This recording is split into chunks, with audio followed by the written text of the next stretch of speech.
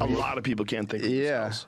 And not only that, but they've had jobs where they've been forced to, like, all day, every day, follow the rules, you know, listen to the boss, be told when to show up, what to do, and you just get into this drone mindset. If you're in it when you're young, you get indoctrinated. They're going to get their dreams shattered over and over and over again. Joe Rogan ripping into the far left agenda and its growing hold on America's youth. Our next guest has been warning about wokeness and what it means for our future. Joining us now, host of Piers Morgan Uncensored on Fox Nation. Piers, great to have you. So are you worried about the next generation? Because you and I are from the same generation. There's enough of us who are, you know, see the silliness and the destructiveness of wokeism. But young people are buying into this hook, line, and sinker. Well, this is a big problem, Rachel, isn't it? Because although we look at it, you, me, Joe Rogan, I think this is utterly ridiculous. And on this very day, here in the UK, by the way, not just an American problem, big report into our universities saying that they're all getting completely engulfed with wokeism too, in a ridiculous manner. Aberdeen University in Scotland issuing trigger warnings over Peter Pan because it may be emotionally challenging to the students. These are people of 19, 20, 21 who might get emotionally challenged by reading Peter Pan. What are we producing, Rachel? So it's not just your end of the pond, it's our end too. And I'm really worried about this. I have 3 sons in their 20s. I have a young daughter of 11. What kind of world are we preparing these kids for?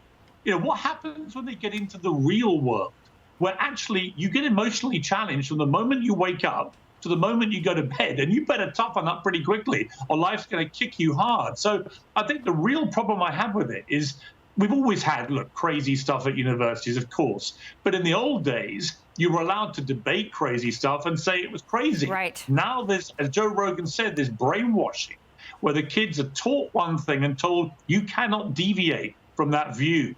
Otherwise, that's the end of you. We cancel you. Yeah, I see a future of tyranny from this generation. That's what really worries me, that they will become our rulers and there will be tyranny. I want to move to another topic. You and I have a lot of fun talking about the royals. I love talking about it with you. Harry's book has been a runaway success. He now says that there are 400 pages that he cut from the book Spare, this runaway bestseller, because William and Charles would never forgive him. I want to ask you, why do you think he wrote this book? Is it that he's jealous of William? Or is it, as I think, that whether he knows it or not, there are people behind him at Netflix, his wife, who really want to bring about the end of the British monarchy? For political reasons. Look, I think it's a lot of those things. I think the problem with Harry is he's very dim.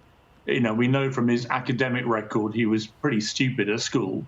And I think he's been manipulated by Meghan Markle, who's a sharp operator from LA, who seized her big chance and has become exactly what she wanted, which is to be a global celebrity like one of the Kardashians. And she did it by hooking her claws into our British prince. But actually, there's a real malevolence around all this book, too. Of course, it sold well. Of course, everything they're doing is doing big ratings and big numbers. When you get a senior member of the British royal family chucking their guts up about the private lives of all their own family, it's unprecedented. We've never had this before. We've never had a senior royal trashing his family in public. Right. So, of course, rather like watching a multiple pile-up on the freeway, there's a fascination with this, and he's making tons of money doing it. But at what price? You know, I remember Judas and Pieces of Silver. That's how the British are viewing Prince Harry, as a traitor. And I don't use that word lightly. This is a guy who fought for his country in Afghanistan,